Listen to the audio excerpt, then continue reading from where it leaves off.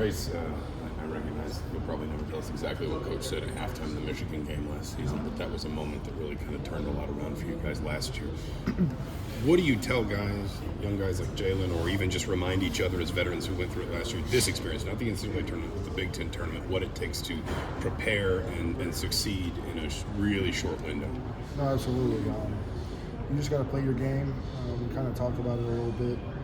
The games are just like this, so you got to be ready to play. You got to be on top of everything when it comes to scouting, getting your body right, because it's a quick turnaround. And I know he's going to be ready. He's a great player, and so we just got to take it one game at a time, though. So we're going to see who wins Minnesota or Maryland, and then we'll take it from there.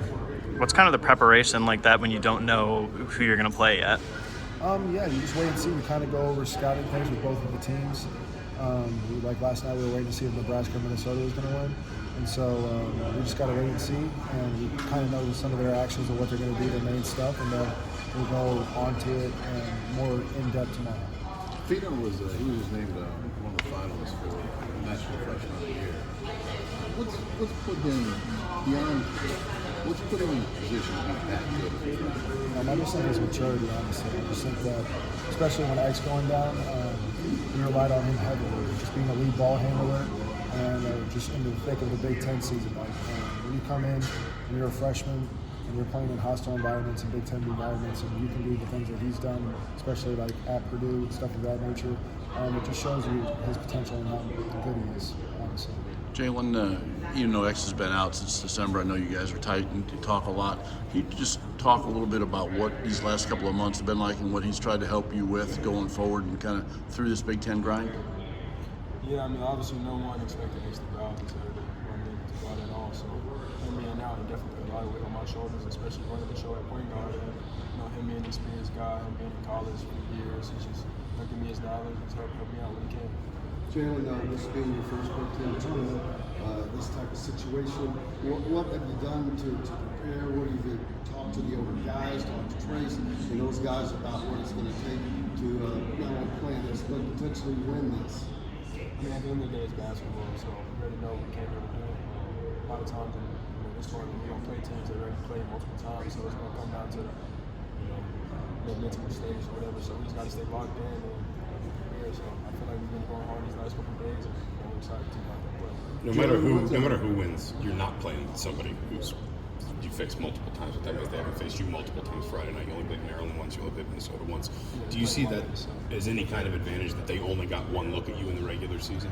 I think at the end of the day, just the Big Ten, not really Jalen in instance, but most of the teams that we played against, like Minnesota and Maryland, they kind of have the same supporting cast and same players that they had last year.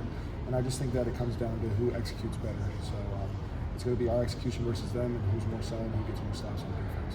Trayce, we talked about it after senior day, just what it would be like not having to claw your way into postseason play. Now you guys are here, you've been able to take that rest. How do you feel physically now that you've been able to kind of take that break and breathe?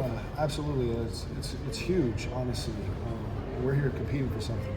Obviously, last year we were too, but at the same time, we had that like anxiety almost in the back of our minds of not making the tournament. So we were clawing and scratching, and we still got to do those things, but we can play a lot more relaxed. We can play our type of basketball, and we're just ready to get out there when it started.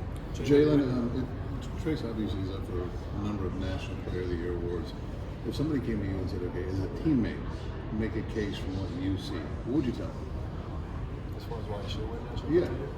I mean, it's pretty obvious. It's what he's doing on the basketball court. I mean, he's been playing great after that historic season, so I don't get why he won the National Player of the Year. Jalen, when the responsibility of being the starter was thrust on you, how has your confidence level been when that happened and over the course of developing as a starter? How's your own confidence been as you've been through a process that maybe came a little earlier than you might have otherwise? I mean, I was starting this Wednesday, so my confidence has been the same, but obviously having the ball in my hands more gave me more confidence to go out there and play my game.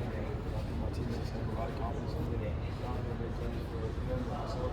Obviously, the coaches think this as well. Jalen, how much did 2 years in Montverde help you be prepared just with all the talent you went against weekend after weekend? A lot. National schedule. If anything, I think it definitely helped me mentally. Definitely just the long practices every single day. I think it's helped my body and got me ready for this point. Thanks, guys. Thanks.